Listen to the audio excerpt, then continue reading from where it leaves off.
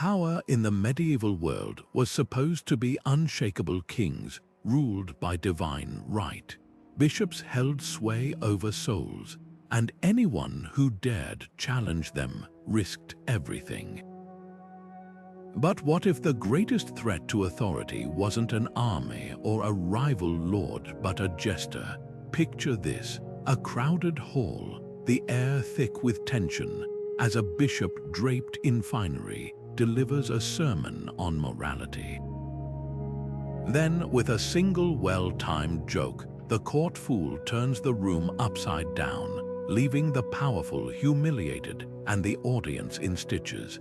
This isn't just a scene from a play, it's a real moment in history that cracked open the rigid hierarchy of medieval politics. The story of how a jester outwitted a bishop isn't just about laughter, it's about the explosive power of satire to expose hypocrisy and shift the balance of influence. In a world where speaking truth to power could cost you your head, humor became the ultimate loophole. A jester's words, wrapped in mockery, could say what no one else dared. And on one unforgettable day, that loophole became a chasm, reshaping court politics forever. Why does this matter now? Because it shows us that even the most entrenched systems aren't immune to the sharp edge of wit. The lessons from this clash echo through history, reminding us that sometimes the mightiest weapon isn't a sword, it's a punchline. So how did a fool, someone meant to entertain, become the architect of political change? To understand that, we'll step inside the intrigue of the medieval court, where every gesture carried weight and every laugh could be a rebellion. We'll meet the bishop who thought himself untouchable, the jester who proved him wrong, and the ripple effects that followed. By the end, you'll see this moment for what it truly was, a turning point where humor didn't just mock the powerful, it rewrote the rules of the game. This is the day a jester outplayed a bishop, and nothing was ever the same. The medieval court wasn't just a place of feasts and finery. It was a high-stakes chessboard where every move could mean ruin or rise.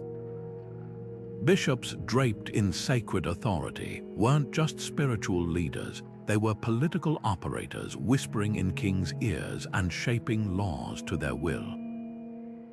Their power seemed unassailable, backed by divine mandate and the fear of eternal damnation. But in the shadows of the throne, another figure moved with surprising freedom, the jester.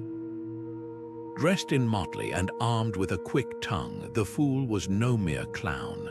Their role was paradoxical, a licensed critic, the one person who could mock the mighty without losing their head. While nobles bowed and schemed, the jester danced along the edge of danger, weaving truth into laughter. This delicate dynamic made the court a powder keg. On the surface, everyone played their part. The bishop preached, the king ruled, the jester jested. But beneath the pageantry, resentment simmered. The clergy's wealth and hypocrisy grated on the common people, even as they knelt in fear. The jester, though dismissed as frivolous, was often the only one who could voice those grievances without repercussion. Their barbs were cloaked in humor, but everyone understood the sting. And when the right moment came, that sting would draw blood. What made this system so volatile? It wasn't just the jester's wit, it was the court's own contradictions.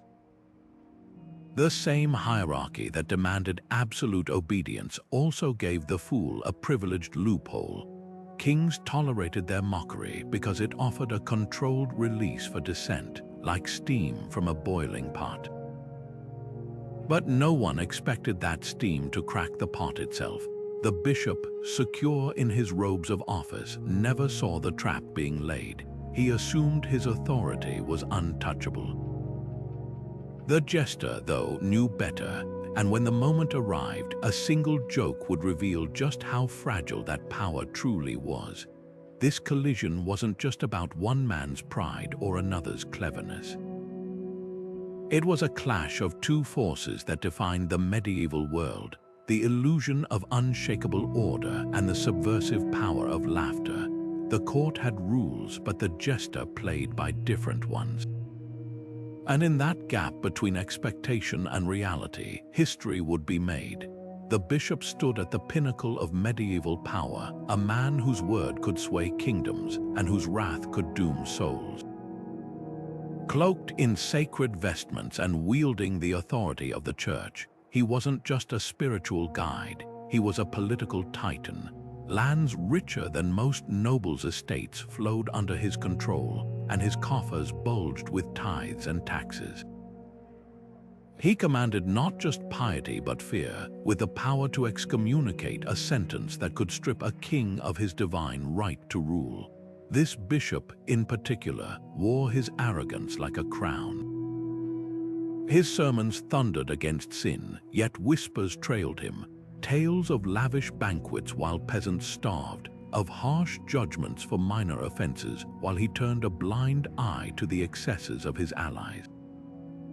But in the medieval world, where divine authority was supposed to be infallible, hypocrisy was the crack in the foundation. The bishop's greatest weakness wasn't his greed or pride, it was his inability to tolerate mockery.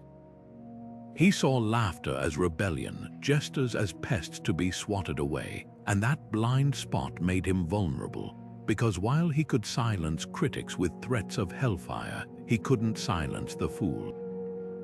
The jester's immunity wasn't just tradition, it was psychological warfare. Kings allowed the fool's barbs because they exposed truths no advisor dared speak. And when the bishop's sermons grew too venomous, his edicts too cruel, the jester waited. One well-placed joke, one perfectly timed jab, and the room would erupt, not in outrage but in giggles. The moment of unraveling came during a grand feast. The bishop, flush with wine and self-importance, rose to deliver yet another lecture on morality. His voice boomed about the virtues of humility, even as his gold-embroidered robes shimmered in the torchlight. Then, from the shadows, the jester's voice cut through the pomp like a knife. "My lord bishop," he quipped, "if humility is so precious, why do you keep yours locked away with your silver?" The hall gasped, then burst into laughter. The bishop's face purpled with rage, but his fury only fed the crowd's delight, because the jester hadn't just mocked him, he'd held up a mirror, and in that reflection, everyone saw the truth. The bishop's authority wasn't divine. It was theater. That laughter was the beginning of the end. Once the spell of fear was broken, the court's whispers grew louder. The king, who had long tolerated the bishop's overreach, now saw him as a liability.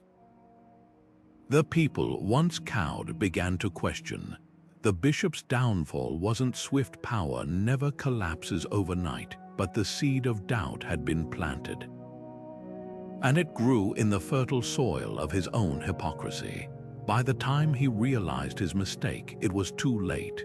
He'd underestimated the jester's most dangerous weapon, the power to make people see. Because when the mighty are revealed as mortal, their fall is only a matter of time. Jesters wore the disguise of foolishness like armor, but behind the bells and motley lay minds sharper than any courtier's dagger. This particular fool, whose name time has nearly erased, was no mere entertainer, he was a tactician of laughter. While nobles plotted with armies and bishops with scripture, he waged war with wit.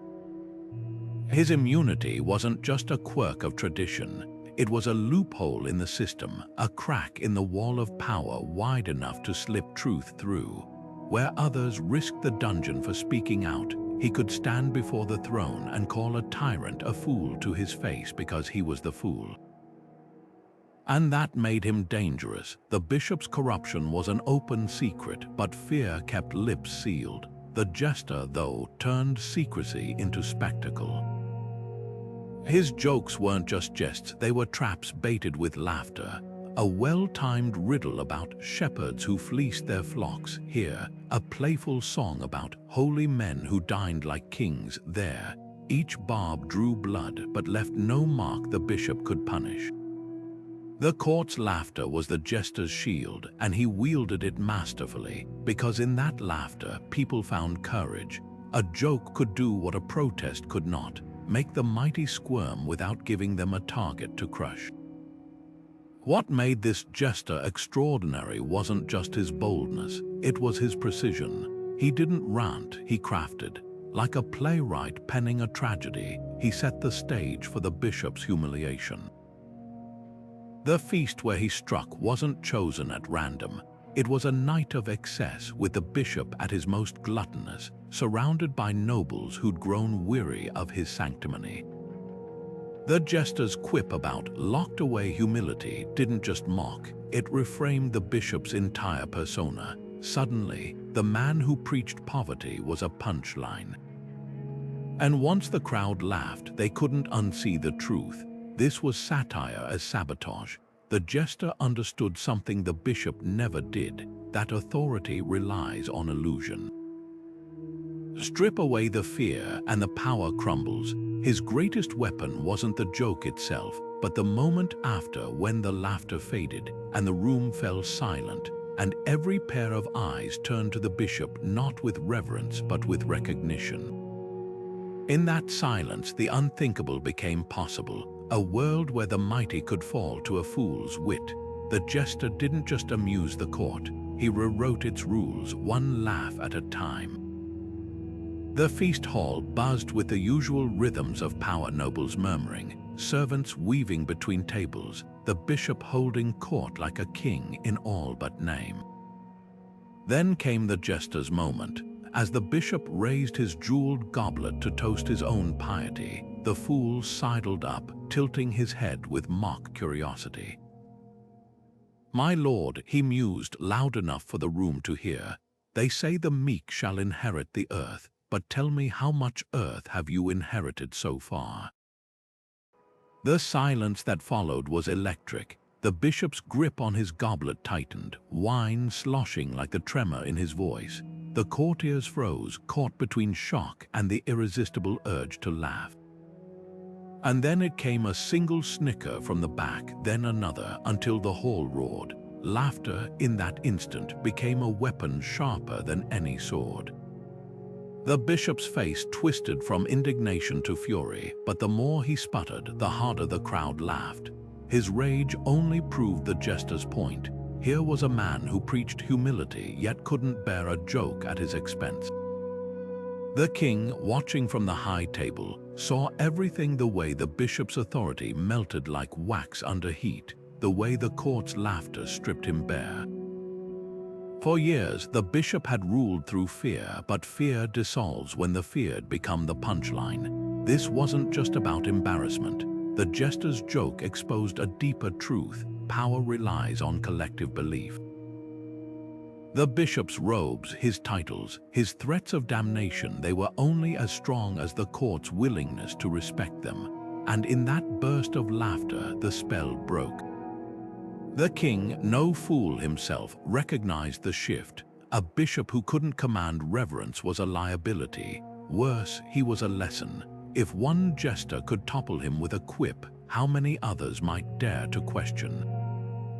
The fallout was slow but inexorable. The bishop's edicts, once obeyed without hesitation, now met with muffled giggles. His sermons, once thunderous, drew sidelong glances. The king, sensing the wind's new direction, began to sideline him, favoring advisors who hadn't been publicly unmasked as hypocrites, and the jester. He didn't gloat, he didn't need to. His victory wasn't in the bishop's humiliation, but in the court's awakening. They'd laughed together, and in that shared moment, they'd remembered something dangerous: that the mighty are only mighty until the crowd decides otherwise. History often turns on battles and decrees, but sometimes it pivots on a joke, because laughter doesn't just mock, it liberates. It turns unspoken grievances into public truths, and once those truths are out, they can't be stuffed back into silence. The jester didn't overthrow the bishop with armies or edicts. He did something far more subversive. He made him ridiculous, and in a world where power was theater, that was the one role from which there was no comeback. The bishop's stumble from grace sent shockwaves through the court, but the real earthquake was in the silence that followed the space between whispers where power quietly changed hands. Nobles who had once crossed themselves at his approach now traded stories of his missteps like merchants haggling over goods. A single joke had punctured the myth of his invincibility, and like a wineskin with a hole, his influence drained away faster than anyone expected. Even the king, who had long tolerated the bishop's meddling, now saw the danger of keeping him close. Why chain your reign to a man the crowd had laughed out of reverence? What made this shift so extraordinary wasn't just the bishop's fall, it was how the jester's role transformed overnight. No longer just a whimsical distraction, he became a living reminder that no authority was beyond reproach. Courtiers who had dismissed him as a trivial figure now studied his every word, realizing humor could be a scalpel, dissecting power with precision. The lesson was clear. In a world where direct defiance meant the dungeon, mockery was the rebel's safest weapon. And the people, starved for a voice, clung to it. Songs about the bishop's locked-away humility spread through the castle, then the kingdom, each retelling eroding his stature further. For the king, this was both warning and opportunity. He hadn't missed how quickly the court's laughter had turned to scrutiny, not just of the bishop, but of all unearned privilege. A wise ruler knows when to cut loose a sinking ally, and so the bishop found himself promoted to a distant monastery, his political influence neatly excised. But the king also recognized the jester's dangerous potential. To silence him would spark outrage, yet to ignore him risked emboldening others. The solution. A masterstroke of medieval PR, the king began consulting the fool openly, weaving his barbs into royal decrees. Suddenly, reforms that might have sparked rebellion were framed as the jester's whims, making the crown seem responsive rather than tyrannical. The court, ever a mirror of society, absorbed these changes in its own way. Younger nobles, raised on tales of the bishop's downfall, learned to wield wit as deftly as swords. Ambassadors from rival kingdoms took note, returning home with stories of a court where laughter could topple giants. Even the church, humbled but not broken, began policing its own excesses, quietly replacing corrupt clergy before another jester could expose them. But perhaps the most enduring lesson was this: power isn't just about who makes the rules, but who shapes the story. The jester had proven that truth wrapped in a joke could travel farther than any edict. And in that realization lay the seeds of a quieter revolution, one where rulers would now have to court not just fear, but favor. The age of unchallenged authority was ending, not with a war cry, but with a punchline that echoed through history. Satire worked like a secret language in the medieval world, a way to say the unsayable while keeping your head firmly attached to your shoulders. While peasants couldn't openly criticize a lord's cruelty or a bishop's greed, they could gather in taverns and sing mocking ballads about fat cats in fine robes. Jesters, with their privileged perch at court, turned this folk tradition into high-stakes political theater. Their humor wasn't just clever wordplay, it was a social pressure valve, releasing tensions that might otherwise explode into revolt. Imagine living in a time when questioning authority meant risking torture, yet watching a fool skewer the powerful nightly. It's no wonder these jesters became folk heroes in motley. What made satire so uniquely effective was its plausible deniability. A peasant shouting, "The bishop is a thief," would be flogged, but a jester singing, "Oh, what a pious shepherd, counting his sheep all day, golden sheep," strangely enough, could wink at the crowd while the bishop fumed silently. The laughter of the audience was the jester's shield. It transformed dangerous truths into harmless entertainment. And that's precisely why rulers tolerated it. Wise monarchs understood that letting people laugh at power kept them from rising against it. The Jester's act was a carefully negotiated truce. He could mock but never incite, expose but never demand. Yet sometimes, as our infamous bishop learned, the line between mockery and rebellion blurred. When satire exposed hypocrisy too vividly, it didn't just entertain, it educated. A joke about holy men who never touched gold, while the bishop gilded his chapel walls, didn't just amuse, it planted seeds of doubt, and those seeds grew into something rulers couldn't control: collective awareness. Once people saw through the illusion of authority, they couldn't unsee it. This is why the church and crown often tried, and failed, to ban satire. You can outlaw protest, but how do you criminalize a smirk? The genius of medieval satire lay in its accessibility. Unlike Latin sermons or legal decrees, humor needed no translation. A peasant might not understand theological debates, but they grasped the irony when a jester pretended to weigh his conscience against a bag of the bishop's silver. Laughter became the great equalizer, bridging the gap between illiterate farmers and educated nobles.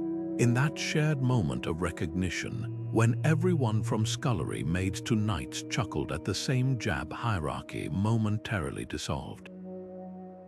And that fleeting equality was revolutionary. Far from being mere court clowns, jesters were the journalists of their day, weaponizing wit to hold power accountable.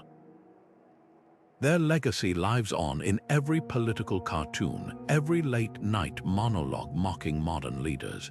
The tools have changed: tweets instead of tambourines, but the game remains the same. Those who can make the mighty ridiculous wield a power no army can defeat. Because when people laugh at authority, they stop fearing it, and that's when real change begins. The bishop's humiliation didn't just tarnish his reputation, it cracked the very foundation of the church's political dominance. Once his word had carried the weight of heaven, now even his most solemn decrees were met with barely concealed snickers. The king, ever a pragmatist, didn't miss the lesson here. If a jester's joke could hollow out a bishop's authority, how much real power did the church truly hold? Slowly but unmistakably, the balance began to shift. Royal decrees that once bowed to ecclesiastical approval now bypassed the clergy altogether. The king's new favorites weren't pious scholars or wealthy abbots. They were pragmatic statesmen who understood that divine right meant little if the people's laughter drowned it out. This shift rippled far beyond the court. Parish priests, once unchallenged in their villages, found their flocks quicker to question. Peasants who'd once trembled at threats of excommunication now whispered the jester's jokes in the fields. The church's greatest weapon, fear of divine punishment, had dulled.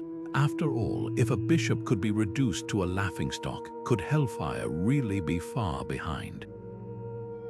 Yet the church's retreat from politics wasn't total. Clever clerics adapted, trading bluster for subtlety. Some even borrowed the jester's tactics, using self-deprecating humor to disarm critics. A few astute bishops began redistributing alms conspicuously, staging public displays of humility lessons learned the hard way from their fallen colleague.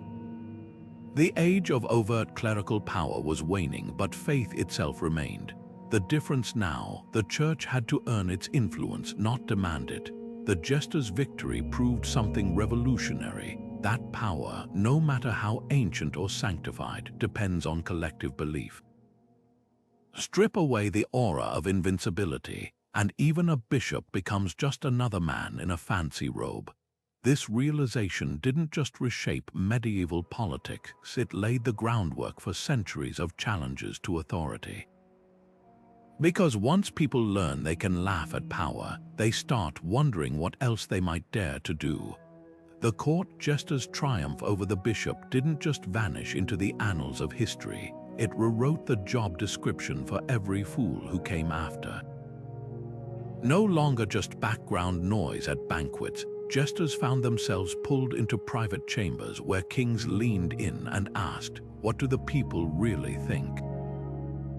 That shift was subtle but seismic.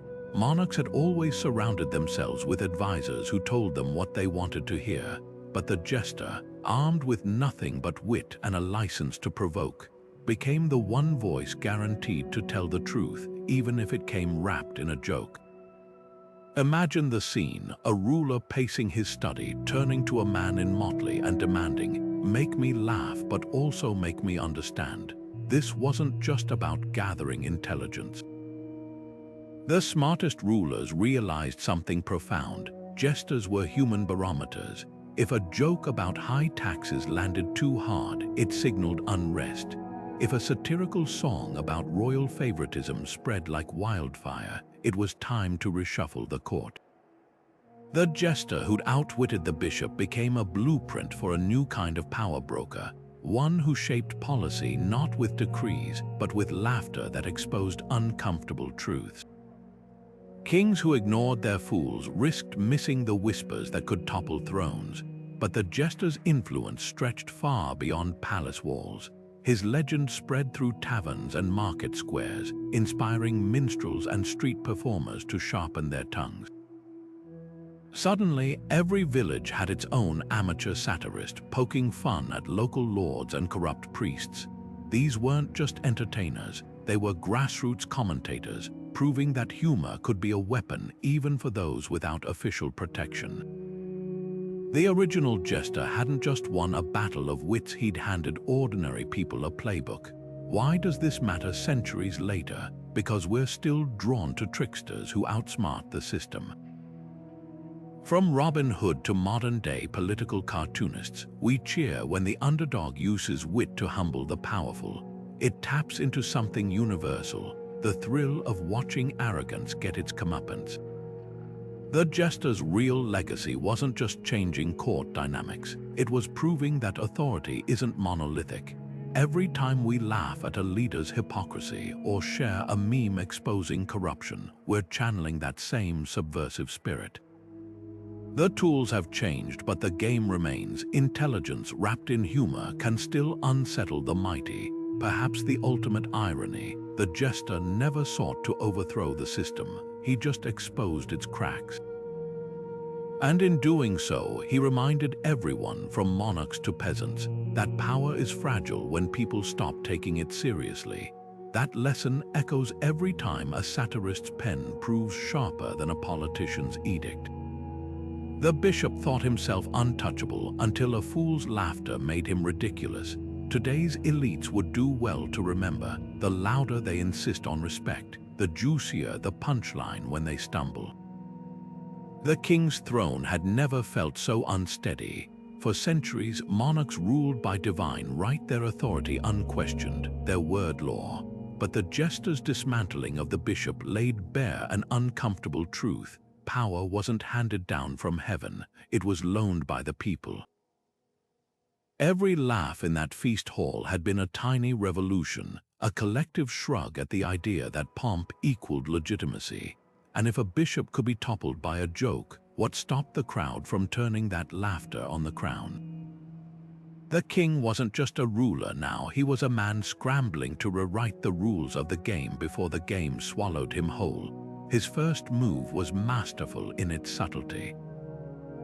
Instead of punishing the jester, which would have painted him as thin-skinned as the bishop he elevated him, suddenly the fool had a permanent seat at council meetings, his barbs reframed as counsel.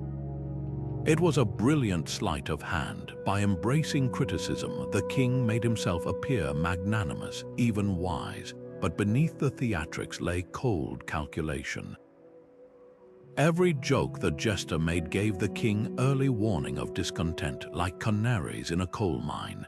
When the fool quipped about tax collectors thicker than fleas, the king quietly ordered audits. When a satirical song mocked noble favoritism, promotions suddenly went to merit over birthright. The court buzzed about the monarch's newfound humility, never guessing they were watching a survival strategy in real time. This wasn't just about damage control, it was a radical reinvention of kingship. Medieval rulers had long relied on terror and spectacle. Think public executions and jewel-encrusted crowns. But terror only works if people believe you're invincible, and the bishop's downfall had shattered that illusion. So the king pivoted to something far more insidious: charm. He swapped aloofness for accessibility, holding open courts where peasants could air grievances. His robes grew simpler, his speeches laced with self-deprecating humor. Where the bishop had doubled down on arrogance, the king disarmed with relatability. It was leadership as performance art, and the audience adored it. Yet the most profound shift was in the king's relationship with truth. Pre-Jester, flattery flowed unchecked. Advisors competed to tell him what he wanted to hear. Post-Jester, the fool's brutal honesty became the new standard. Ministers now couched bad news in jests, knowing a laugh could soften the blow. The king, in turn, learned to tolerate criticism so long as it came with a punchline.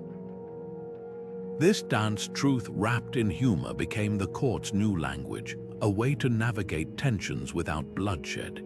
It wasn't perfect democracy, but it was a far cry from the tyranny of old. Historians often miss the real revolution here. This wasn't just one king adapting, it was the birth of a template. Future rulers would study his playbook, learning that legitimacy wasn't about divine mandate but perception. A monarch could command armies, but if he lost the crowd's goodwill, he ruled over nothing. The jester had accidentally handed kings a lifeline, the realization that sometimes the strongest crown is the one that lets itself be laughed at, just enough to stay on the people's heads. And that delicate balance between majesty and mockery would define leadership long after the medieval world faded away.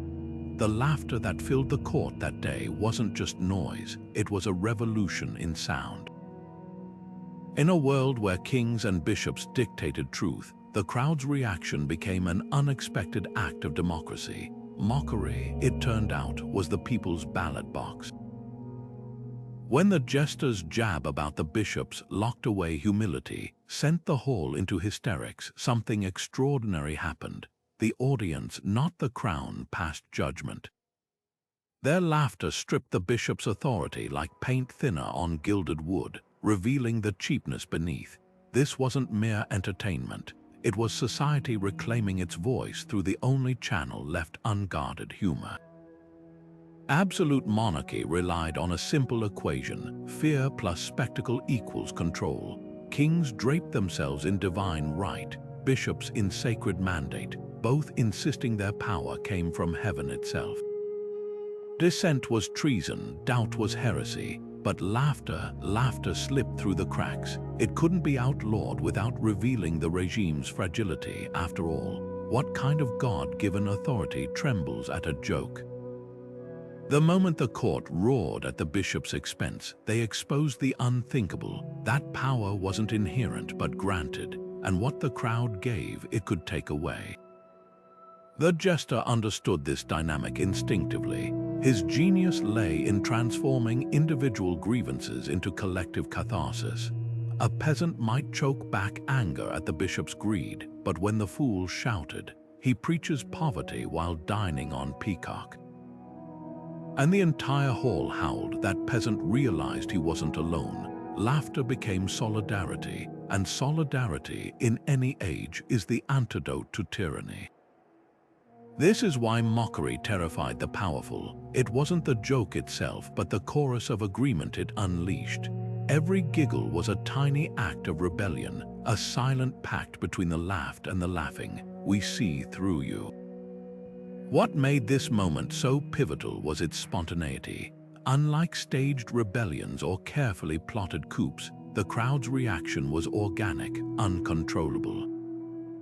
The bishop could threaten a dissenter, but how do you punish a room full of people for finding something funny? The king, watching his courtiers clutch their sides in glee, grasped the terrifying implication. Public opinion, once awakened, was a force even monarchs couldn't command. From that day forward, rulers would have to calculate not just God's will, but the people's mood. The jester had accidentally proven that legitimacy wasn't decreed, it was earned, one laugh at a time. This ancient lesson echoes through modern politics. Today's leaders still fear late-night mockery and viral memes for the same reason medieval bishops dreaded the jester's tongue. Ridicule punctures the myth of invincibility. When a crowd laughs at power, they're not just amused, they're empowered. The bishop's story reminds us that even in the most rigid hierarchies, authority is always, ultimately, a group hallucination. And nothing shatters illusions faster than the sound of people laughing at the emperor's new clothes. The church's counterattack began quietly at first, a ripple of unease beneath the surface of sermons. Priests who once ignored court jesters now fixed them with icy stares from the pulpit, warning congregations that mockery was the devil's work in disguise. "Beware the fool whose tongue dances with lies," one bishop thundered, his voice trembling with uncharacteristic fury. For laughter at God's servants is laughter at God himself. The threat was clear: challenge the clergy's authority, and you risk not just earthly punishment but eternal fire. Yet the harder the church pressed, the more it betrayed its own insecurity. New decrees emerged forbidding jesters from quoting scripture even in jest. Some dioceses went further, banning motley-clad performers from church lands altogether. But these edicts backfired spectacularly. What was meant to silence satire only gave it new material. Jesters now gleefully pantomimed bishops signing scrolls with quills dipped in fear, or pretended to stumble blindly after dropping their sense of humor. Each attempt to suppress mockery became fuel for the next joke, and the crowds ate it up. Behind closed doors, the church's strategy grew more nuanced. Recognizing they couldn't outlaw laughter, clever clerics tried co-opting it instead. Monasteries began training their own holy fools, pious jesters who'd counter satire with wholesome humor, like joking about greedy merchants rather than greedy bishops. It was propaganda disguised as entertainment, an attempt to steer the mockery elsewhere. At the same time, the church launched a charm offensive. Bishops who'd once paraded in silks now walked barefoot through villages, handing out alms while jesters whispered, "See how light his purse must be." The most revealing response, though, came from the church's archives. Scribes who'd meticulously recorded every royal decree for centuries suddenly developed selective memory. The jester's famous quip about the bishop's humility, erased from official accounts as if scrubbing ink could scrub away the humiliation. But parchment wasn't the only place history lived. The joke thrived in tavern songs and marketplace gossip, proof that truth, once set loose in laughter, couldn't be caged again. What the church failed to grasp was this: you can't unring a bell. The jester's victory had revealed something primal, that no institution, no matter how holy, is immune to the human need to question. By reacting so defensively, the clergy only confirmed their greatest fear, that beneath the gilded robes and Latin chants, they were just men. And men, as the jester proved, could always be laughed at. The jester's most devastating jokes weren't just funny, they were forensic. Like a surgeon wielding a scalpel, he dissected the bishop's authority by targeting 3 pressure points: pride, greed, and hypocrisy. Take his infamous line about the bishop's locked-away humility. On the surface, it's a playful jab about wealth, but peel back the layers and you'll find a masterclass in psychological warfare. By framing the bishop's humility as something hidden, a treasure to be hoarded rather than a virtue to embody, he flipped the script. Suddenly, the bishop wasn't just greedy, he was a hypocrite who preached values he refused to practice. And that stung far worse than any straightforward insult. Timing was his secret weapon. The jester didn't strike when the bishop was vulnerable, he waited until the man was at his most visible, basking in the glow of his own self-importance. Picture the scene: the bishop, flushed with wine and praise, holding forth on the evils of vanity while his jeweled pectoral cross caught the candlelight. That's when the jester pounced. His mockery didn't just land, it amplified the bishop's contradictions until they became deafening. The crowd didn't just laugh, they recognized the truth in the joke, and that recognition was poison to the bishop's authority. But the real genius lay in his audience's complicity. A joke only works if the crowd connects the dots themselves. When the jester quipped about shepherds who fleeced their flocks, everyone knew exactly who he meant, but because he never named names, the bishop couldn't retaliate without looking guilty.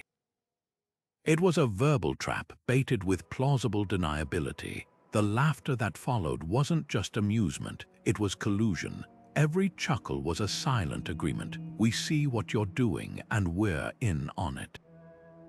What made these tactics so lethal was their economy. The jester didn't need long-winded speeches or damning evidence. A single well-aimed phrase could do the work of 100 accusations because it tapped into shared frustrations. His humor acted like a key, unlocking the crowd's suppressed doubts and letting them flood into the open. Once those gates were opened, no amount of bluster from the bishop could force them shut again. This wasn't comedy for comedy's sake, it was resistance disguised as entertainment. The jester proved that the right words, delivered at the right moment, could be more destabilizing than a rebellion. Because while swords could be broken and rebels silenced, laughter was insidious. It spread without permission, lingered without evidence, and left no fingerprints. By the time the bishop realized he'd been outmaneuvered, the damage was done. His reputation wasn't just wounded, it was unraveled thread by thread, each one pulled loose by the crowd's enduring memory of a perfect joke. The bishop's unraveling wasn't measured in lost lands or stripped titles. It played out in the flicker of hesitation before he spoke, the way courtiers no longer leaned in to catch his every word. Public humiliation struck at the core of medieval identity, honor. In a world where reputation was currency, laughter didn't just mock, it bankrupted.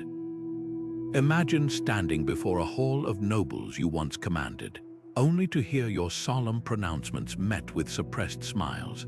Every chuckle was a nail in the coffin of your authority, every smirk a referendum on your worth. What made this psychological warfare so potent was its permanence.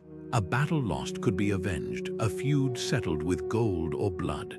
But shame, once laughter etched itself into memory, no amount of penance could scrub it away. The bishop's sermons, once thunderous with divine authority, now carried an unspoken punchline. Even his allies began to see him through the jester's lens, not as God's chosen, but as a man who'd been seen, whose carefully crafted image had cracked under the weight of a joke. Medieval society operated on a delicate economy of respect. Remove that, and you didn't just weaken a man, you unmade him. The bishop's humiliation resonated so deeply because it exploited a universal fear, the terror of being truly known. Behind the vestments and Latin incantations, he was just another mortal, flawed and fragile. The jester's genius lay in exposing that truth not through accusation, but through collective recognition. When the crowd laughed, they weren't just mocking hypocrisy, they were acknowledging they'd glimpsed the wizard behind the curtain. This wasn't unique to the Middle Ages. Modern psychology confirms what jesters understood instinctively. Public shame triggers primal neural pathways linked to pain. Studies show the brain processes social rejection similarly to physical injury. For the bishop, each laugh was a lash invisible but no less real. His authority hadn't just been challenged, his very identity had been rewritten in the court's collective memory. Now, even his piety seemed performative, his outrage theatrical. the cruelest twist, unlike a wound, humiliation refused to heal cleanly. Long after the feast ended, the joke lived on, whispered in corridors, immortalized in drinking songs. The bishop couldn't duel the jester or excommunicate an entire court. His only recourse was to endure, knowing every attempt to reclaim dignity would be measured against the punchline that defined him. Power relies on mystique, and laughter had dissolved his like sugar in rain. Yet there's a deeper lesson here about the nature of influence. The bishop's fall reveals an uncomfortable truth: legitimacy is performative. Whether in medieval courts or modern boardrooms, leaders rely on others believing in their authority. Once that belief fractures, once people see the sweat beneath the crown, the spell breaks. The jester didn't just mock a man, he exposed the illusion that props up every hierarchy. And that's why humiliation, in any era, remains the ultimate equalizer. Word of the jester's victory didn't just travel, it galloped across borders faster than royal couriers could ride. In castles from Castile to Constantinople, rulers who'd once dismissed their fools as trivial suddenly found themselves studying their motley-clad companions with new wariness. One king, upon hearing the tale, was said to have ordered his jester's bells removed, lest they ring too loud in my ears. Another, more shrewd, began inviting his fool to private councils, whispering, "Tell me what you'd say if you thought I wouldn't listen." The balance had shifted, and every crown in Europe felt the tremor, but the real wildfire spread among the people. In taverns and market squares, the story morphed into legend, embellished with each retelling. By the time it reached the ears of a Florentine wool merchant or a Breton fisherman, the jester hadn't just humiliated a bishop, he'd toppled him with a single rhyme. Minstrels composed ballads where the fool's wit outshone saints' miracles, and traveling actors staged bawdy plays where pompous clerics slipped on their own hypocrisy. What made these versions so potent wasn't their accuracy, it was their symbolism. To peasants grinding under feudal boots, the tale became proof that no authority was invincible. Kings and bishops weren't blind to the danger. In some courts, jesters found their traditional immunity fraying at the edges. One duke in Burgundy had his fool publicly whipped for a joke about tax collectors, only to spark riots when the crowd, remembering the famous story, pelted the executioner with rotten fruit. The backlash taught rulers a brutal lesson. Punishing a jester now risked painting you as the villain in your own kingdom's retelling of the tale. Yet the smartest monarchs adapted. The king of Aragon, hearing of the uproar, took a different approach. He commissioned a lavish new motley for his jester, then staged a public debate where the fool argued against the royal edicts, allowing the king to graciously concede reforms while saving face. It was political theater at its finest, the crown co-opting satire to appear benevolent.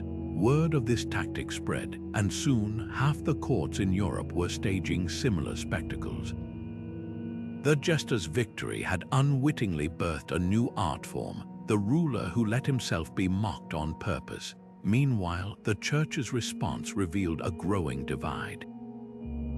In Rome, cardinals debated whether to excommunicate jesters en masse until a canny papal advisor pointed out that martyring fools would only immortalize their jests. Instead, they quietly encouraged monasteries to train holy fools whose humor steered clear of clergy. But in remote abbeys, a different trend emerged. Younger monks, raised on the story, began penning satirical parables of their own, using biblical allegory to critique corruption. The jester's shadow stretched even into sacred scriptoria. By the time the tale reached the edges of Christendom, its impact had crystallized into two competing narratives. To rulers, it was a warning: laugh with your people or risk them laughing at you. To the powerless, it was a promise that the right words spoken at the right moment could shake thrones. And in that duality lay the story's enduring power, not just as history, but as a mirror. Every court that heard it saw reflected back its own fragility, its own potential for both tyranny and transformation. The jester hadn't just changed one kingdom's politics, he'd given all of Europe a new vocabulary for resistance. Even the sharpest jester's tongue had its limits because satire could wound but rarely kill. The fool who toppled a bishop with laughter still woke the next morning in a world where kings ruled and the church held sway.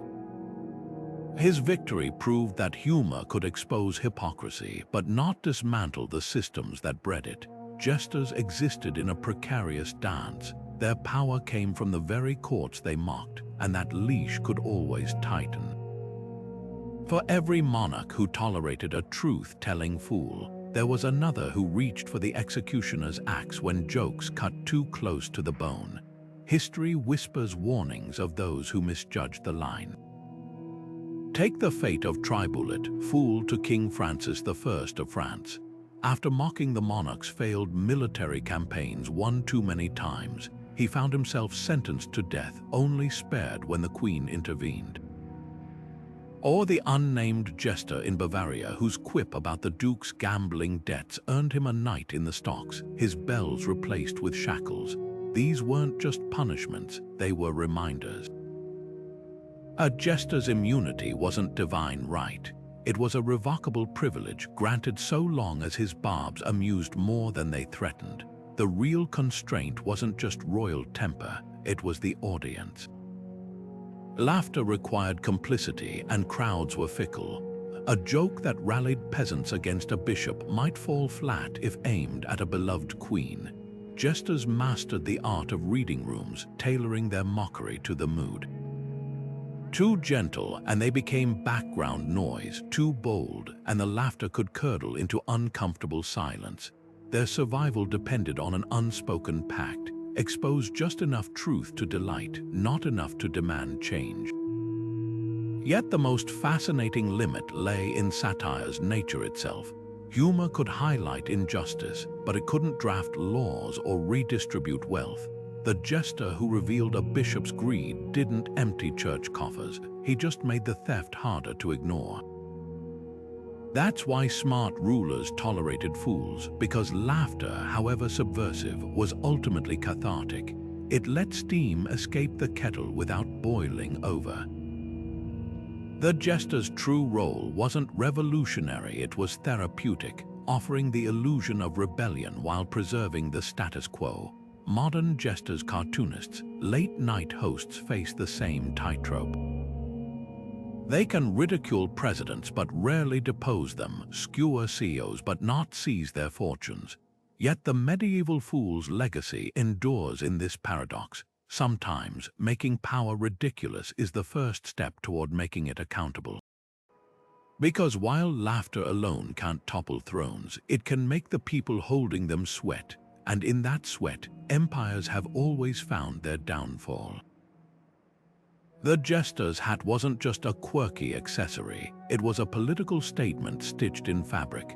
Those floppy peaks and jingling bells announced his presence long before he spoke, a walking paradox, a man dressed like a child, yet wielding the sharpest wit in the room. The motley pattern with its clashing colors screamed, "I don't belong to your order." In a world where sumptuary laws dictated who could wear silk or fur, the fool's chaotic attire was a deliberate middle finger to hierarchy. Kings wore ermine to flaunt their purity, bishops draped themselves in black to signal solemnity, but the jester, his costume was a carnival of contradictions, a living mockery of the very idea that clothes made the man. Those bells weren't just for show, they were a psychological weapon. With every step, their tinny chorus reminded the court, "Here comes truth you can't silence." The sound created a buffer of absurdity around him, marking his words as just jokes even when they drew blood, and that's what made the hat genius. It transformed criticism into theater, letting him say, "Pay no mind, I'm only the fool," while skewering corruption to its core. The moment he doffed that cap, he was just another man.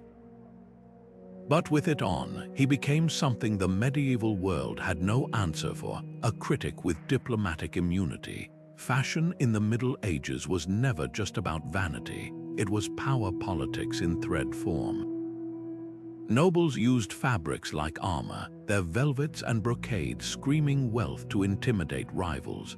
The church dressed its clergy in stark robes to project divine authority. But the jester's motley inverted the game. His ragtag ensemble whispered what others dared not say. Your symbols are arbitrary and your power is pretend. When a king in gilded robes faced a fool in patchwork, the contrast exposed the naked truth that both were playing roles, but only one admitted it. This visual rebellion had real consequences. In one notorious incident, a jester in the Holy Roman Empire arrived at a ducal wedding wearing a hat stitched from scraps of the host's discarded banners. The duke initially laughed until he realized the joke. Those tatters were relics of his failed military campaigns, a wearable roast of his vanity. The fool walked away unscathed, but the duke banned heraldic colors at court for a year, terrified others might mimic the satire. That's the hat's secret power. It turned fashion into a battlefield where the mighty could be ambushed by their own symbolism. Even the hat's shape carried meaning. Its three-pointed design mirrored the Trinity, a cheeky nod to holy authority, but with donkey ears dangling from two tips undercutting the piety. Some jesters took it further, sewing tiny mirrors into the fabric so nobles saw their own reflections mid-jest. Imagine a bishop leaning in to scold the fool, only to catch his own scowling face staring back. The message was clear: you're the spectacle here, not me. What's startling is how this medieval symbolism echoes today. From court jesters to courtrooms, the right costume still grants license to speak hard truths. Think of comedians in oversized suits, their exaggerated attire signaling, this is just entertainment, even as they dissect societal ills. Or protesters in clown wigs, using absurdity to shield themselves from crackdowns. The jesters had proved a timeless idea. Sometimes the best way to be heard is to dress like you're not to be taken seriously. And in that gap between appearance and reality, revolutions begin. The bishop's accusation of heresy should have been a death sentence, literally. In an age where such charges could send even kings scrambling for penance, hurling that word at a jester was like aiming a cannon at a songbird. But when the bishop stood before the court, face still flushed from his earlier humiliation, and declared the fool's jokes blasphemous echoes of Lucifer's tongue, something unexpected happened. The room didn't erupt in outrage, it erupted in yawns, his fatal miscalculation, timing. By striking back too soon, the bishop revealed his hand. The court had just witnessed his authority crumble under the weight of a joke. Now they watched him reach for the heaviest weapon in his arsenal, the heresy charge. Over what? A quip about humility. The desperation was palpable. Even his allies shifted uncomfortably, recognizing the move for what it was. Not righteous fury, but petty vengeance. And nothing undermines holy wrath faster than the scent of wounded pride. The king's reaction sealed the bishop's fate. Where once he might have nodded gravely at such an accusation, now he merely arched an eyebrow and said, "Surely God's truth needs no protection from a fool's bells." It was a masterstroke of political theater. By framing the bishop's outrage as insecurity, the king subtly endorsed the jester's immunity. The message was clear: only those who doubted their own power feared mockery. What truly doomed the bishop's counterattack, though, was the court's collective memory. His sermons on mercy rang hollow now that they'd seen him demand a jester's head. His lectures on turning the other cheek sounded absurd coming from a man who couldn't stomach a joke.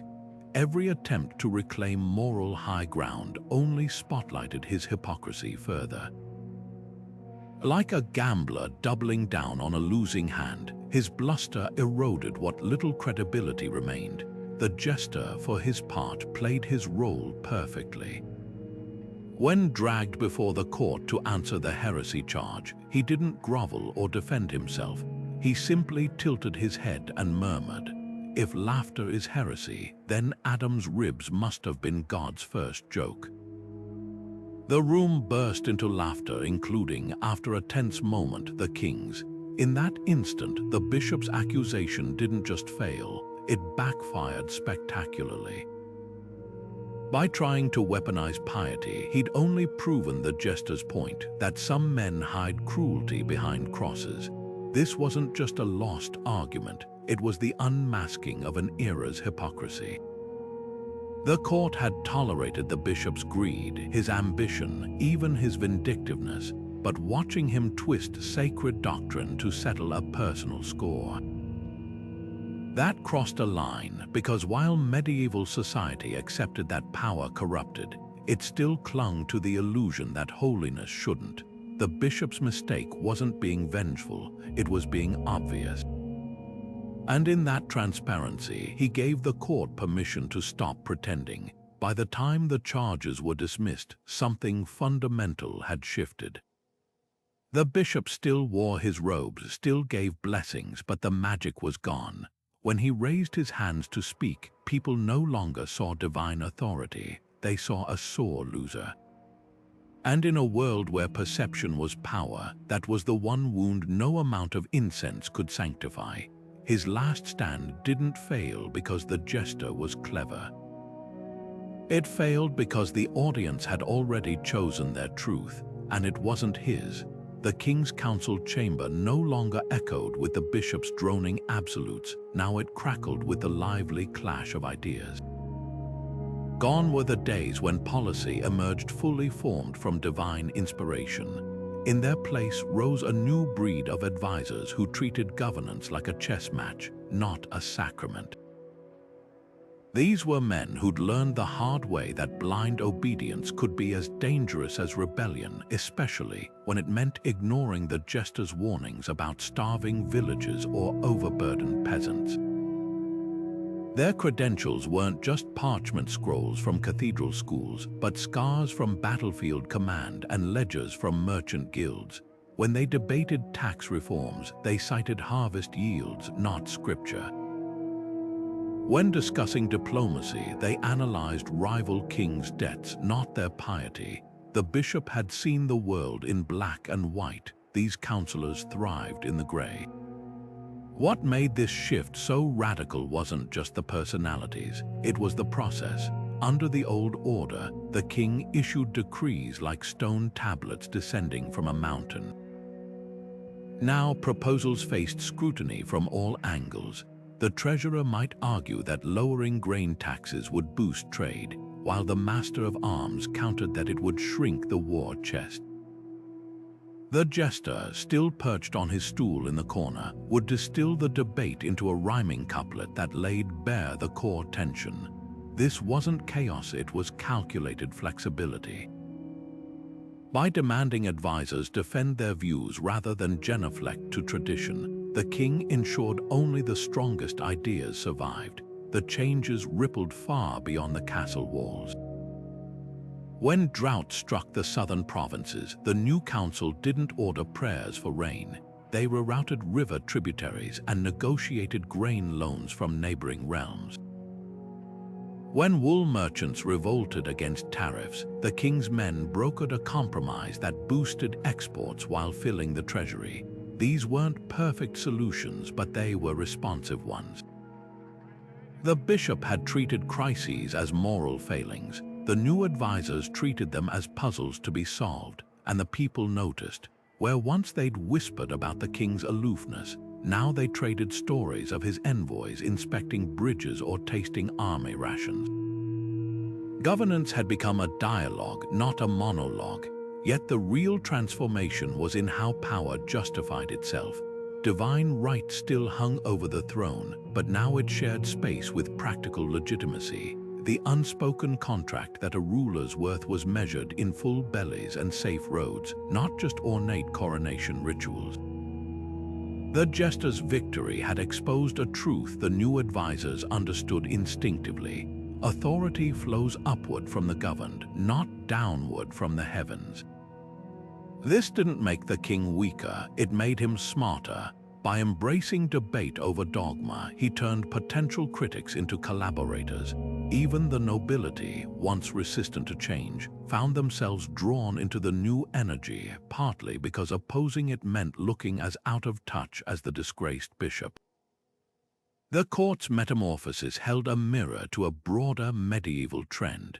Across Europe, kingdoms were stumbling toward pragmatism, whether they admitted it or not. Bankers outranked bishops in royal loans, engineers displaced alchemists in siege warfare, and scribes fluent in Arabic numerals replaced monks clinging to Roman numerals for tax records. The King's Council wasn't abandoning tradition, it was evolving to survive it, because in the end, the jester's greatest lesson wasn't about humor, it was about humility, the willingness of those in power to admit they didn't have all the answers, and the wisdom to seek them from voices they'd once dismissed. That shift didn't just change a court, it changed what it meant to rule. The jester's most dangerous weapon wasn't his wit, it was the silent nods from shadowed corners of the court. Behind every biting joke about the bishop's greed, there were nobles gripping their goblets a little too tightly, their smothered laughter betraying years of pent-up resentment. These weren't just amused spectators, they were co-conspirators in velvet robes. While the fool danced in the spotlight, they worked the backstage ropes, ensuring his jabs landed where they'd cause maximum damage. Take the Earl of Pembroke, a battle-hardened lord whose lands had been nibbled away by the bishop's holy decrees.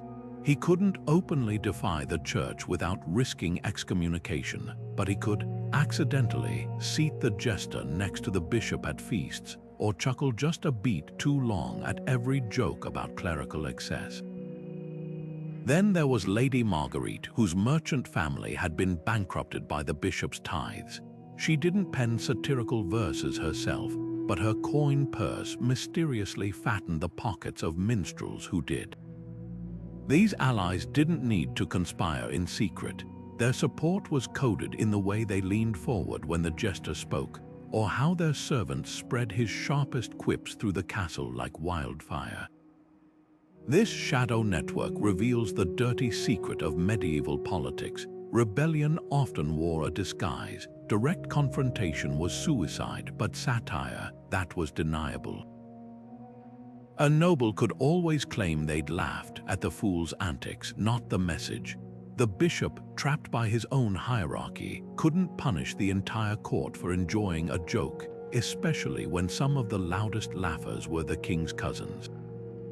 The jester's genius lay in becoming the perfect proxy, a weapon his backers could wield without dirtying their hands. But why risk it at all? Because the court was a simmering pressure cooker of grudges. The bishop's taxes, his land grabs, his nepotism, each grievance was a spark waiting for kindling. The jester didn't create the discontent, he simply gave it a voice too slippery to silence. His noble allies weren't idealists, they were pragmatists exploiting the one loophole in the system. That laughter, unlike swords, left no fingerprints. When the bishop finally fell, these silent partners emerged blinking into the light, suddenly concerned about church reform, conveniently just in time to reclaim their stolen estates. The lesson here isn't just about medieval intrigue. It's about how power really shifts in rigid systems. Revolution rarely starts with a manifesto. It starts with a wink, a nudge, a joke that makes the powerful flinch. The jester's story reminds us that behind every successful court fool, there's a room full of people praying he doesn't get caught. Because when the mighty stumble, it's never just one pair of hands that pushes them, it's the invisible weight of 1,000 suppressed grievances finally set free. Centuries after our jester's bells fell silent, his ghost still rattles the powerful. The tools have evolved: ink-stained cartoons instead of tambourines, viral tweets rather than tavern ballads, but the game remains unchanged. Today's satirists inherit that ancient license to mock, proving laughter isn't just timeless, it's adaptive. Consider the razor-sharp caricatures of 18th century cartoonist James Gilray, whose sketches of a bloated King George III made royal excess as ridiculous as any bishop's gilded robes.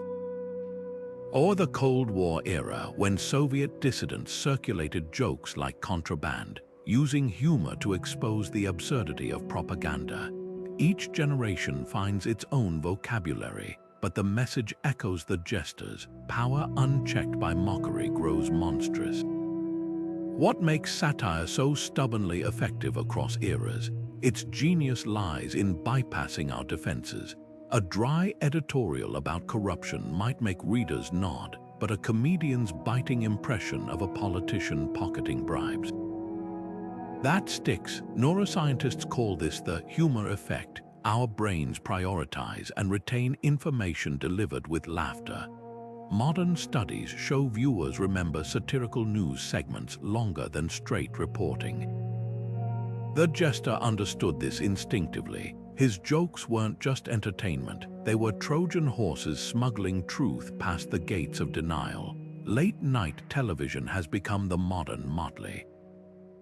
When hosts like John Oliver or Trevor Noah dissect hypocrisy with punchlines, they're playing the same high-wire act as medieval fools, wrapping hard truths in comedy to make them palatable. Oliver's 20-minute rant about pharmaceutical greed or Noah's takedown of racial double standards don't just amuse, they educate millions who'd never sit through a policy lecture. Like the jester's quips, their jokes gain power from shared recognition. That moment when the audience groans, "Oh God, he's right," that's the sound of collective awakening.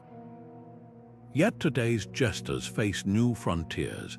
Social media amplifies satire at lightning speed but also drowns it in noise. A viral meme mocking a CEO's tone-deaf statement might spark outrage on Monday and be forgotten by Wednesday. The challenge isn't just landing the joke, it's making the laughter linger long enough to matter. Some modern satirists tackle this by weaponizing repetition, like the way Samantha Bee returns to certain politicians' gaffes like a tongue probing a sore tooth. Others, like cartoonist Banksy, blend humor with visual shock, ensuring their mockery can't be scrolled past. The most striking evolution, satire's democratization. Medieval jesters were lone operators with royal protection. Now, anyone with a smartphone can be a fool, posting memes that skewer presidents or stitching TikTok skits about corporate greed. This explosion of voices has downsides. Not all satire lands equally, but it's also a triumph of the jester's legacy. Power no longer gets to choose its critics.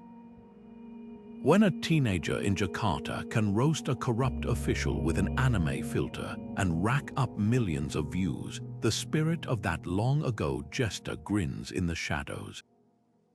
But here's the twist: modern authority has learned to fight back. Politicians now preempt satire by mocking themselves, like senators posting memified apologies for scandals. Corporations hire chief humor officers to out-joke their critics. It's a bizarre arms race where laughter is both weapon and shield. Yet even these tactics betray satire's enduring power. The mighty still fear being laughed at because laughter, now as then, reveals their humanity, and nothing terrifies the powerful more than being seen as merely human. Perhaps the jester's ultimate lesson is this: satire doesn't topple regimes by itself, but it makes the ground shake beneath them. Every time a cartoonist reduces a tyrant to a toddler in diapers, or a comedian points out that the emperor has no clothes, they chip away at the myth of infallibility. Our medieval fool proved that once people stop fearing power, they start questioning it. And in that space between question and action, revolutions are born. The bells may have changed, but the battle hasn't. As long as power exists, so too will the fools who mock it, because laughter, it turns out, is the most persistent rebel of all. The jester's triumph wasn't just a fluke of history. It was a masterclass in how the seemingly powerless can topple giants. While kings and bishops wielded swords and scripture, the fool fought with something far more subversive, the unshakable truth wrapped in laughter. His victory reveals a timeless principle that brute force and rigid authority are no match for sharp wit and strategic courage. Think of it like a chess game where one player has all the pieces and the other has only a knight. On paper, it's a mismatch, but when that knight knows how to dance across the board, dodging traps and striking where it hurts, suddenly the game changes. What makes underdogs like the jester so formidable isn't just their cleverness, it's their ability to turn their opponent's strength into weakness. The bishop relied on fear, tradition, and divine right. But those very tools became his undoing the moment the jester exposed their hypocrisy. It's a pattern we see again and again in history. Take the pamphleteers of the Enlightenment, whose printing presses mocked monarchs into irrelevance.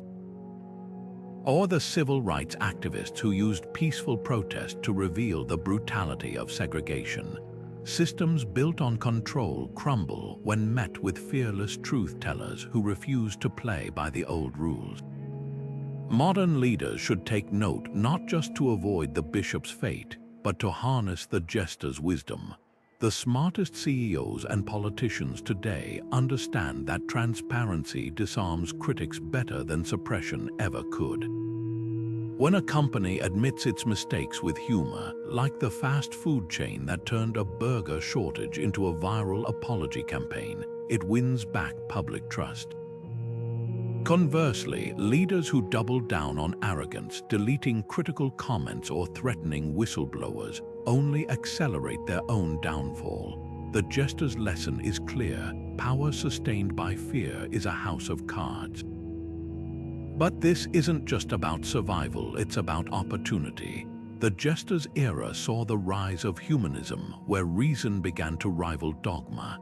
Today, we're in another age of upheaval, where social media gives everyone a jester's platform. Leaders who embrace criticism, who listen to the fools at the edges of their organizations, often spot crises before they erupt, the ones who silence dissent. They end up like the bishop, blindsided by a truth they refused to hear. The deepest lesson here isn't tactical, it's philosophical. The jester won because he understood that power isn't just about who holds the crown, it's about who holds the narrative. In our era of viral moments and algorithmic outrage, that's truer than ever. A single meme can sink a political campaign. A worker's TikTok about unfair wages can spark a labor movement.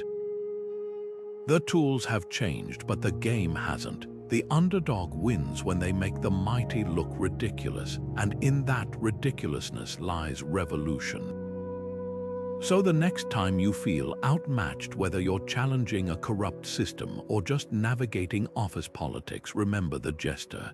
His bells weren't just for show. They were a battle cry, because when the powerless speak truth with courage and the powerful have no answer but rage, that's when the real game begins.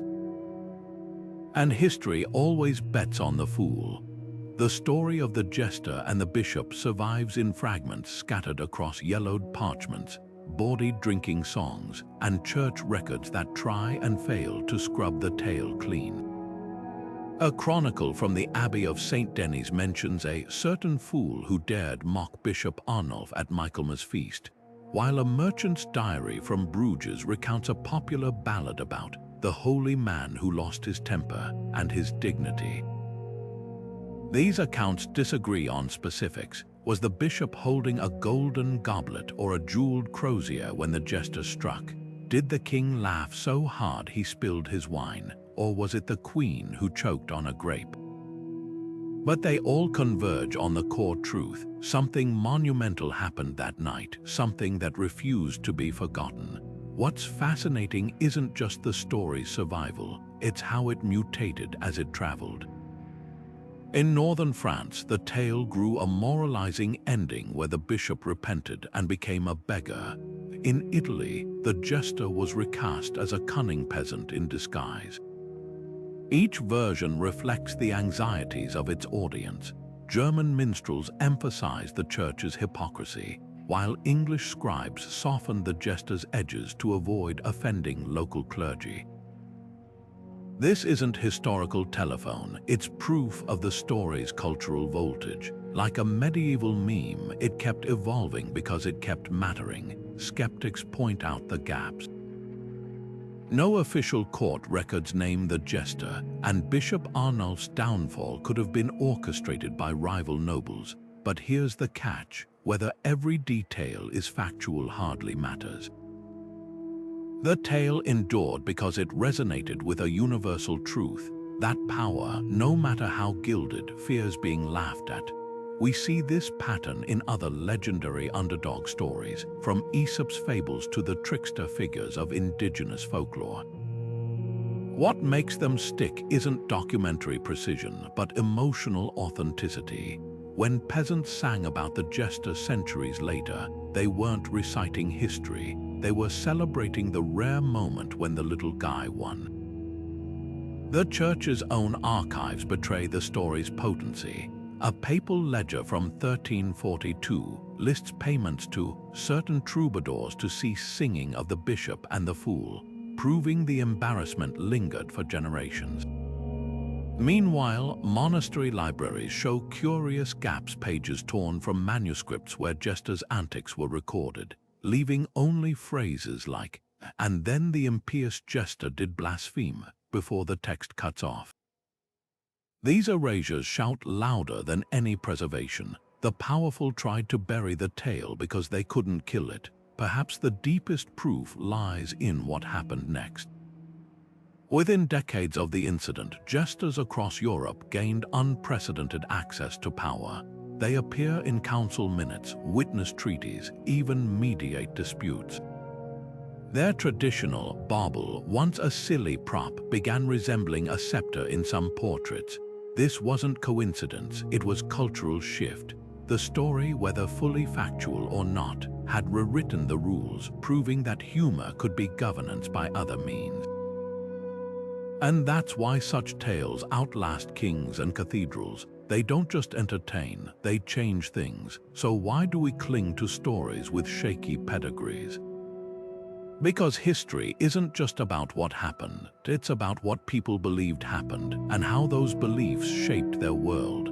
The jester's victory may live in the fog between fact and legend, but the cracks it left in medieval power structures, those are etched in stone. Modern jesters don't wear motley or jingling hats, they wield microphones, keyboards, and viral hashtags.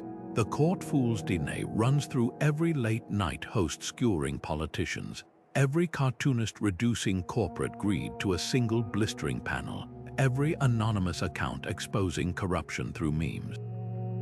The tools have evolved, but the game remains the same. Truth wrapped in laughter is still the most subversive weapon against power. Take Jon Stewart's brutal takedown of Wall Street bailouts on The Daily Show. His punchlines about "too big to fail" banks weren't just jokes, they were fiscal literacy disguised as comedy, educating millions while making CEOs squirm. Or consider Pussy Riot's punk performances in Moscow cathedrals, using absurdity to highlight authoritarianism until the Kremlin had no choice but to arrest them, and in doing so, expose its own fragility. The digital age has democratized the jester's license. Medieval fools relied on royal protection, but today's satirists operate in a global court where algorithms amplify their reach. When a teenager in Nairobi edits a politician's speech into an auto-tuned parody, or a factory worker in Guangdong livestreams skits about unsafe conditions, they're channeling the same spirit that once made bishops clutch their rosaries. Social media's chaos mirrors the medieval feast hall, a space where hierarchy temporarily dissolves. and the crowd's reaction determines who holds sway. The difference: now the crowd spans continents, and a viral meme can topple reputations faster than a jester's quip ever could. Yet modern jesters face new traps. Where their predecessors navigated the razor's edge between mockery and treason, today's satirists battle misinformation and outrage fatigue. A comedian roasting a billionaire might trend alongside conspiracy theories, diluting the impact. Activists crafting parody ads about climate change find their work drowned in a sea of clickbait. The medieval fool had one bishop to outwit. His contemporary counterparts face an army of trolls and bots weaponizing irony itself. The challenge isn't just landing the joke, it's making sure the right audience hears it before the algorithm buries it. The smartest modern jesters adapt the old playbook with new tricks. Like their medieval ancestors, they exploit the powerful's Achilles heel, vanity. Elon Musk's impulsive Twitter replies to parody accounts, or politicians suing comedians for defamation, follow the same script as the bishop's heresy accusations, proving that nothing makes authority look weaker than failing to take a joke. Satirists today even mimic the fool's plausible deniability, using absurdity as camouflage. When The Onion reported on Congress trading stocks based on alien tech, the humor lay in how close it skirted reality. Readers laughed, then wondered, wait, could they? But the most potent parallel lies in satire's ability to reframe debates. Medieval jesters didn't just mock, they forced the court to see familiar injustices through fresh eyes. Today, shows like Last Week Tonight do the same, spending 20 minutes dissecting, say, the absurdity of medical debt with graphs, guest experts, and a punchline about hospital gowns. The result: viewers leave entertained and armed with facts to demand change. It's the jester's alchemy perfected, laughter that doesn't just dent power, but dismantles its scaffolding. Yet for all these advances, one medieval lesson remains urgent. Satire thrives on courage. The fool who mocked the bishop risked the dungeon. Today's truth-tellers face lawsuits, smear campaigns, or worse. From Saudi bloggers jailed for tweets to Russian comedians disappearing after Putin sketches, the stakes remind us that humor has always been a frontline, not a sideshow. What's different now is the arsenal. The jester had his bells, we have hashtags, encrypted apps, and the collective power of a networked world. The bishop fell because one man dared to speak truth to power. Imagine what millions can do. The day a jester outwitted a bishop didn't just rewrite the rules of a single court, it cracked open a timeless truth about power itself. Across centuries and continents, from the throne rooms of medieval Europe to the digital arenas of today, laughter has remained the one force that can humble the mighty without firing a single shot. Think of it as history's great equalizer. A peasant's chuckle carries the same weight as a king's when it exposes hypocrisy. That's why this story isn't confined to dusty parchments. It's alive every time a political cartoonist's pen deflates a tyrant's ego, or a viral meme reduces corporate greed to absurdity. The jester's victory proved that authority isn't just challenged by armies, it's undermined by the moment people stop taking it seriously. Consider how this plays out in our own era. When a late-night host dissects a scandal with biting satire, they're not just entertaining, they're continuing a tradition that stretches back to those medieval feasts. The tools have changed, but the dynamic hasn't. Power still fears mockery because ridicule strips away the myth of infallibility. A politician can spin a policy failure, but when comedians turn it into a punchline, that narrative sticks. Just like the bishop's gilded robes couldn't protect him from the jester's wit, no modern spin doctor can fully erase the sting of perfect satire. Yet there's a deeper lesson here beyond tactics. The Jester's triumph reminds us that change often begins not with grand manifestos, but with subversive laughter. Before masses march in protest, they first whisper jokes in kitchens and cubicles. Before revolutions erupt, comedians test the boundaries of what can be said. This isn't coincidence, it's how societies gauge their own courage. When people laugh together at power, they're rehearsing the unthinkable, a world where that power might be challenged. The medieval court learned this the hard way. Once the bishop became a laughingstock, his divine authority crumbled because divinity shouldn't be ridiculous. So who carries the jester's mantle today? Look to the investigative comedians blending humor with hard truths, like Hassan Minhaj exposing student debt scams through stand-up. Or the anonymous meme creators who distill complex corruption into shareable ridicule. Even whistleblowers sometimes adopt the fool's disguise, using irony to smuggle out truths too dangerous to state plainly. These modern jesters share one crucial trait with their medieval ancestor. They understand that laughter doesn't just mock, it educates. A well-crafted joke can explain systemic injustice faster than any academic paper because it makes listeners connect the dots themselves. As we click through our own digital feast halls, scrolling past politicians' posts and corporate PR, we all have a choice. We can passively absorb the spectacle, or we can sharpen our wit like the jester's bells. Every time we share a satirical takedown or laugh at the emperor's new algorithms, we're participating in that ancient tradition of holding power accountable. The bishop's story teaches us that no system is too rigid to be shaken by the right kind of laughter. And in a world where power often feels more entrenched than ever, that's not just history, it's hope. If these tales of cunning and courage resonate with you, don't miss our next dive into history's shadowy game changers.